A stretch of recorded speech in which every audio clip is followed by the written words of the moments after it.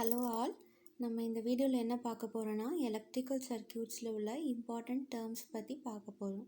So first one என்னென்னா voltage. Voltage அப்படிங்கிறது term கிடையாது, it is a unit of potential difference.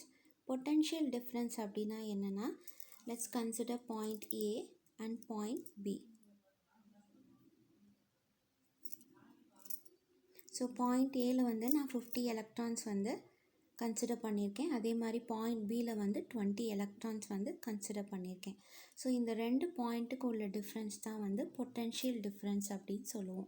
அதாவது 50 electrons minus 20 electrons which is equal to 30 electrons. பொதுவாகவே நம்ம positive polarity அப்படின்னு நம்ம பார்க்கும்போது அதில் வந்து லெஸ் எலக்ட்ரான்ஸ் தான் இருக்கும். இதே நெகட்டிவ் பொலாரிட்டியில் வந்து மோர் நம்பர் ஆஃப் எலக்ட்ரான்ஸ் வந்து ப்ரெசென்ட் ஆகிருக்கும்.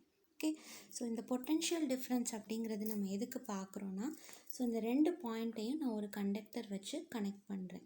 ஸோ இந்த மாதிரி கண்டக்டர் வச்சு கனெக்ட் பண்ணி இந்த கண்டக்டரை வந்து நான் ஒரு க்ளோஸ்டு பாத்தில் வந்து கன்சிடர் பண்ணுறேன். இன்கேஸ் இங்கே வந்து நான் ஒரு லோடு, ஒரு பல்ப் கூட நான் கனெக்ட் பண்ணுறேன்னு வச்சுக்கோங்க.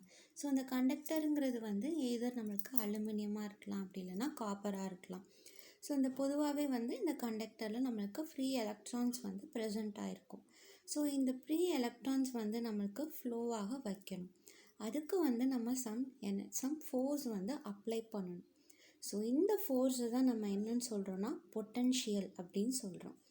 ஸோ இங்கே 50 எலக்ட்ரான்ஸ் இருக்குது, இங்கே 20 எலக்ட்ரான்ஸ் இருக்குது. இதை ஒரு கண்டக்டர் வச்சு நான் கனெக்ட் பண்ணுறேன். ஸோ இந்த ரெண்டு பாயிண்ட்டுக்கும் உள்ள டிஃப்ரென்ஸ் தான் நம்ம என்னன்னு சொல்கிறோன்னா பொட்டன்ஷியல் டிஃப்ரென்ஸ் அப்படின்னு சொல்கிறோம். ஓகே, ஸோ அப்போது ஒரு சார்ஜை ஒரு பாயிண்ட்லேருந்து இன்னொரு பாயிண்ட்டுக்கு நான் சார்ஜை மூவ் பண்ணணும் அப்படின்னா I need some energy. So அதை தான் இங்கே மென்ஷன் பண்ணியிருப்பாங்க. Energy is required to move a charge from one point to another.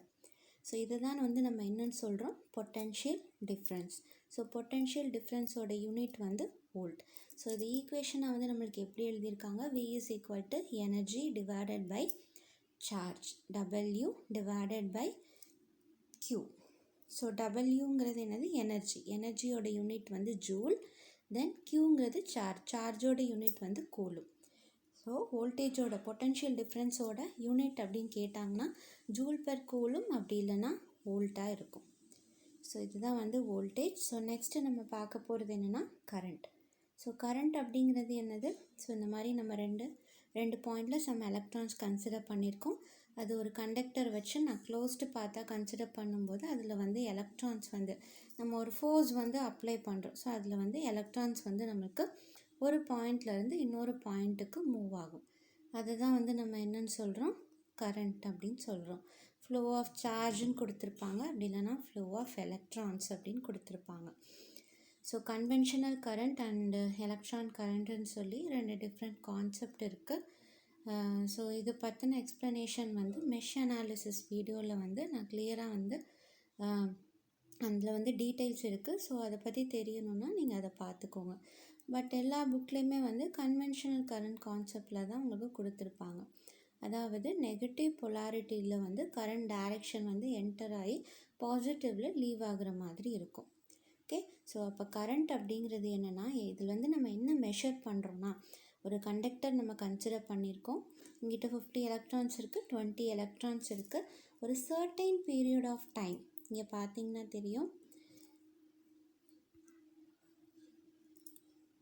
இந்த ஒரு பர்டிகுலர் பீரியடில் எனக்கு இந்த மாதிரி எலக்ட்ரான்ஸ் வந்து மூவ் ஆகிட்டுருக்கு. இது வந்து ஒரு க்ளோஸ்டு பார்த்தா நான் கன்சிடர் பண்ணுறேன். எலக்ட்ரான்ஸ் வந்து ஒரு பாயிண்ட்லேருந்து இன்னொரு பாயிண்ட்டுக்கு மூவ் ஆகிட்டே இருக்குது. ஸோ ஒரு பர்டிகுலர் பீரியட் ஆஃப் டைமில் எவ்வளோ எலக்ட்ரான்ஸ் வந்து எனக்கு க்ராஸ் ஆகிருக்கு அதை மெஷர் பண்ணுறது தான் வந்து கரண்ட். ஸோ இதுதான் இந்த டெஃபினேஷனில் கொடுத்துருப்பாங்க. Charge passes through a given point in conductor during a time period T. So அப்போ ஈக்குவேஷன் நம்ம எப்படி எழுதலாம், I is equal to charge divided by time. சார்ஜோட யூனிட் வந்து கூலும், டைமோட யூனிட் வந்து செகண்ட்ஸ். அப்போ கரண்ட்டோட யூனிட் வந்து நம்ம கூலும் பெர் செகண்ட்ஸ்னு சொல்லலாம், அப்படி இல்லைன்னா ஆம்பியர்னு சொல்லலாம். ஸோ நெக்ஸ்ட்டு நம்ம பார்க்க போகிறது என்னென்னா ரெசிஸ்டன்ஸ். ஸோ ரெசிஸ்டன்ஸ் அப்படிங்கிறது என்னென்னா, ரெசிஸ்டர் அப்படின்னு ஒரு டிவைஸ் இருக்கும். இது நம்ம எதுக்காக வந்து யூஸ் பண்ணுவோம் அப்படின்னா, நிறைய எலக்ட்ரானிக் டிவைசஸ் இருக்குது. ஸோ இந்த எலக்ட்ரானிக் டிவைசஸ்லலாம் வந்து நம்மளுக்கு ரேஞ்ச் வந்து கொடுத்துருப்பாங்க. அது நீங்கள் பின்னாடி பார்த்தாலே தெரியும். ஸ்பெசிஃபிகேஷனில் வந்து வோல்டேஜ் வந்து 5 வோல்ட் இருக்குது, கரண்ட் வந்து 2 ஆம்பியர் இருக்குது, அந்த மாதிரி மென்ஷன் பண்ணியிருப்பாங்க. ஸோ அந்த 2 ஆம்பியர் அப்படிங்கிறது என்னென்னா, அந்த டிவைஸ் வந்து அவ்வளோ கரண்ட்டை மட்டும்தான் அதால் வித்ஸ்டாண்ட் பண்ண முடியும். அதில் வந்து டாலரன்ஸ் லிமிட்டும் கொடுத்துருப்பாங்க. சில டிவைஸில் நீங்கள் பார்த்தீங்கன்னா தெரியும், அந்த டாலரன்ஸ் லிமிட் அப்படி இல்லைன்னா வித்ஸ்டாண்டபிள் லிமிட் அப்படிங்கிறது வந்து +or-0.5 அந்த மாதிரி கொடுத்துருப்பாங்க. அப்படின்னா என்ன மீனிங்னா, இப்போ எனக்கு அந்த டிவைஸோட ரேட்டிங் வந்து 2 ஆம்பியர் அப்படின்னா வந்து எய்தர் எனக்கு 0.5 வந்து இன்க்ரீஸ் ஆகலாம், அப்படி இல்லைனா 0.5 வந்து டிக்ரீஸ் ஆகலாம். ஸோ நான் அந்த டிவைஸில் எனக்கு கரண்ட் வந்து இந்த பர்டிகுலர் வேரியேஷனில் மட்டும்தான் இருக்கலாம். இதுக்கு மேலே அதிகமாகவோ ரொம்ப கம்மியாகவோ வந்து எனக்கு இருக்கக்கூடாது. ஸோ இந்த மாதிரி எனக்கு ஓவர் கரண்ட் வந்து ஃப்ளோ ஆகக்கூடாது. அப்போ நான் என்ன பண்ணணும்னா, எனக்கு வந்து ஏசியில் வந்து 230 சிங்கிள் ஃபேஸ் நம்ம பார்க்கும்போது 230 வோல்டேஜ் வந்து வரும், 230 வோல்டேஜ் வரும். ஸோ அதே லெவல் ஆஃப் வோல்டேஜ் வந்து இந்த எலக்ட்ரானிக் டிவைசஸ்க்கு வந்து தேவைப்படாது. ஸோ அதனால தான் நான் என்ன பண்ணுறேன்னா, ரெசிஸ்டர் அப்படிங்கிற ஒரு டிவைஸ் வந்து யூஸ் பண்ணுறேன். ஸோ இந்த எலக்ட்ரானிக் டிவைஸ்க்கு 2 ஆம்பியர் கரண்ட்டு தான் இருக்கணும், 2 ஆம்பியர் கரண்ட்டு தான் இருக்கணும், 5 வோல்ட்டு தான் இருக்கணும். ஸோ இந்த ரேஞ்ச்குள்ளே நான் மெயின்டைன் பண்ணணும்னா, ஸோ அப்போ நான் என்ன பண்ணுறேன், எனக்கு வரக்கூடிய கரண்ட்டை நான் லிமிட் பண்ணி கொடுக்குறேன். ஸோ அதுக்கு நான் யூஸ் பண்ணக்கூடிய டிவைஸ் தான் வந்து ரெசிஸ்டர். ஸோ ரெசிஸ்டர் அப்படின்னாலே என்னென்னா, it opposes the flow of current, it opposes the flow of electrons அப்படின்னு கொடுத்துருப்பாங்க. ஆக்சுவலி என்னது, நம்மளோட லோடு, நம்ம யூஸ் பண்ணக்கூடிய அந்த எலக்ட்ரானிக் டிவைஸ்க்கு எவ்வளோ கரண்ட்டு தேவையோ அதுக்கேற்ற மாதிரி லிமிட் பண்ணி கொடுக்கும். ஓகே, ஸோ இதுதான் வந்து ரெசிஸ்டர். ரெசிஸ்டன்ஸ் அப்படிங்கிறது என்னென்னா, it is a property of resistor which opposes the flow of current through it. ஒரு குட் கண்டக்டர் அப்படின்னு நம்ம எடுக்கும்போது அதில் வந்து லோ ரெசிஸ்டன்ஸ் தான் இருக்கும். குட் கண்டக்டர்னாலே கண்டக்டிவிட்டி வந்து நல்லா இருக்கணும், அதிகமான கரண்ட் வந்து நல்ல கரண்ட் ஃப்ளோ வந்து இருக்கணும். அப்போ ரெசிஸ்டன்ஸ் வேல்யூ வந்து லோவாக தான் இருக்கும். இதே வந்து பேட் கண்டக்டர் நம்ம எடுக்கும்போது அதில் வந்து ஹை ரெசிஸ்டன்ஸ் வேல்யூ இருக்கும். த யூனிட் ஆஃப் ரெசிஸ்டன்ஸ் வந்து ஓம். ஸோ நெக்ஸ்ட்டு நம்ம பார்க்க போகிறது என்னென்னா எனர்ஜி. ஸோ எனர்ஜி அப்படிங்கிறது என்னென்னா, ஸோ நம்ம ஒரு க்ளோஸ்டு சர்க்யூட் கன்சிடர் பண்ணுறோம். அதில் நமக்கு வோல்டேஜ் சோர்ஸ் இருக்கும், ரெசிஸ்டிவ் எலமெண்ட் இருக்கும், தென் லோடு இருக்கும். ஸோ இதில் வந்து நான் என்ன பண்ண போகிறேன், எலக்ட்ரான்ஸை ஒரு பாயிண்ட்லேருந்து இன்னொரு பாயிண்ட்டுக்கு மூவ் ஆக வைக்கணும். அப்போ தான் எனக்கு கரண்ட் ஃப்ளோ இருக்கும். ஸோ இந்த மாதிரி நான் ஒரு பாயிண்ட்லேருந்து இன்னொரு பாயிண்ட்டுக்கு நான் மூவ் பண்ணணும்னா ஐ நீட் சம் எனர்ஜி.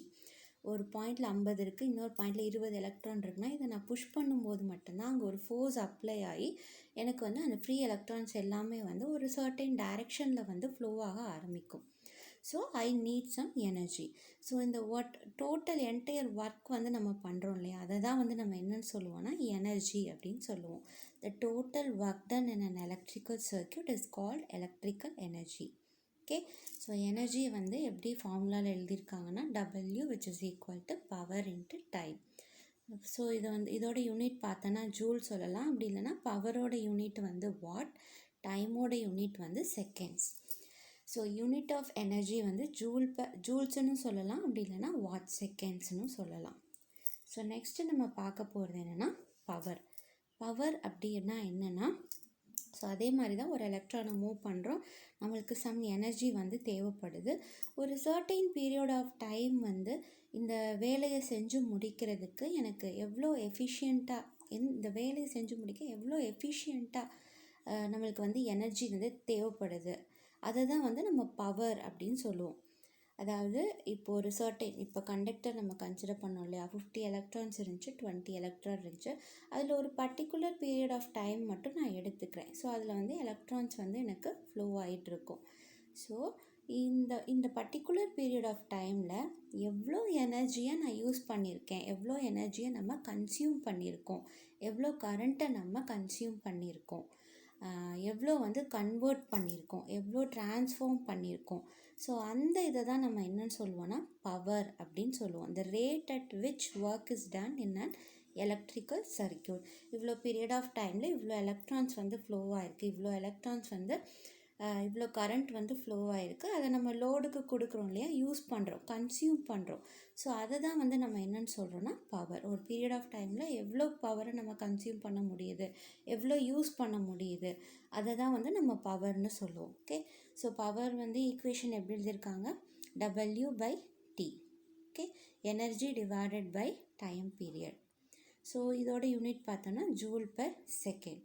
இதே எலக்ட்ரிக்கல் டேர்மில் நம்ம பார்க்கும்போது பவரை வந்து வோல்டேஜ் இன்ட்டு கரண்ட் அப்படின்னு எழுதுவாங்க.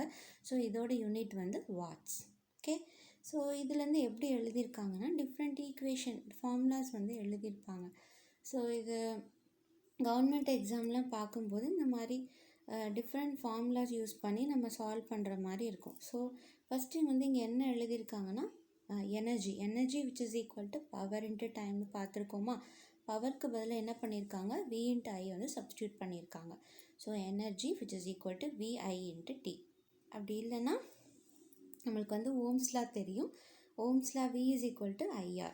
ஓகே, ஸோ இங்கே வந்து V இஸ் ஈக்குவல் டு IRனு சப்ஸ்டியூட் பண்ணோன்னா I² R இன்ட்டு Tன்னு வரும். அதே மாதிரி ஐக்கு பதிலாக நம்ம V/Rனு சப்ஸ்டியூட் பண்ணோன்னா V² R/Tன்னு வரும். ஓகே, ஸோ இதே மாதிரி பவர் ஈக்குவேஷனையும் எழுதியிருக்காங்க. பவர் ஈக்குவேஷனில் வந்து நம்ம என்ன பண்ணியிருக்கோம், power which is equal to V into Iன்னு பார்த்தோமா. ஸோ இதில் V is equal to I into Rனு சப்ஸ்டியூட் பண்ணோன்னா I² Rன்னு வரும். அதே மாதிரி ஐக்கு பதில் V/Rனு சப்ஸ்டியூட் பண்ணோன்னா V²/Rன்னு வரும். ஸோ இந்த மாதிரி டிஃப்ரெண்ட் ஈக்குவேஷனும் நம்ம பார்த்துக்கணும். ஸோ இந்த மாதிரி சின்ன சின்ன ப்ராப்ளம்ஸ் வரும்போது இந்த மாதிரி சில வேல்யூஸ் வந்து கொடுத்துருப்பாங்க. இதில் டைம் பீரியட் கொடுத்துருப்பாங்க, கரண்ட்டு வந்து கொடுத்துருப்பாங்க, அப்போ வந்து எனர்ஜி எவ்வளோ கன்சியூம் ஆகுது அந்த மாதிரி கேட்டிருப்பாங்க. ஸோ இந்த மாதிரி ஃபார்முலாஸ்லாம் வந்து ரொம்ப ரொம்ப இம்பார்ட்டன்ட். ஸோ இங்கே பார்த்தீங்கன்னா ப்ராக்டிக்கல் பர்பஸ் அப்படின்னு சொல்லி இங்கே ஒன்று மென்ஷன் பண்ணியிருப்பேன். இது என்னென்னா, பொதுவாகவே வந்து நம்ம எனர்ஜியை வந்து நம்ம ஜூலில் தான் வந்து சொல்லுவோம். பட் இந்த பவர் சிஸ்டம் நம்ம எடுக்கும்போது இப்போ ஒரு பவர் பிளான்ட்டில் பவர் ஜெனரேட் பண்ணுறாங்க அப்படின்னா வந்து அது எல்லாமே வந்து லார்ஜ் அப்ளிகேஷன். ஒரு லார்ஜ் அப்ளிகேஷன் நம்ம பார்க்கும்போது எனர்ஜியை வந்து நீங்கள் எல்லா புக்லேயும் பார்த்தீங்கன்னா கிலோவாட் ஹவரில் தான் வந்து மென்ஷன் பண்ணியிருப்பாங்க.